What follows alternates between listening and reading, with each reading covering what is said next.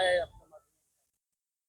Online जुगार आणि online game याच्या माध्यमातून पूर्ण संबंध भारत देशामध्ये जी युवा पिढी बर्बाद होत आहे त्याच्या विरुद्ध जसे तामिळनाडू गव्हर्नमेंटनी जो शासन केलेलं आहे आणि ऑनलाईन गेम यांना त्या ठिकाणी बंद केलेलं आहे, तसंच महाराष्ट्र शासनाने महाराष्ट्रामध्ये या ऑनलाईन गेमच्या संदर्भात कठोर कायदा करून या ऑनलाईन गेमवर बंदी आली पाहिजे।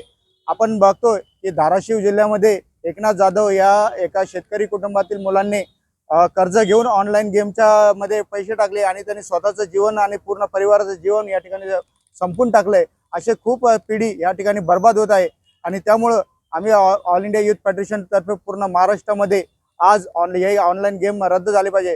शासनाला या ऑनलाईन जीएसटीच्या माध्यमातून जवळपास 1.20 लाख कोटीचा जीएसटी मिळत असल्यामुळे शासन यावर कठोर पावलं उचलत नाहीये आणि जे आपण लोकप्रतिनिधी आपल्या मागण्यासाठी सभागृहामध्ये पाठवतो, असे लोकप्रतिनिधी आपल्या सभागृहामध्ये ऑनलाईन गेम खेळतात।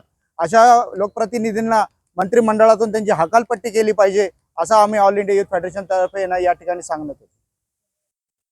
माझं नाव विकास गायकवाड, ऑल इंडिया युथ फेडरेशनचा जिल्हा सेक्रेटरी।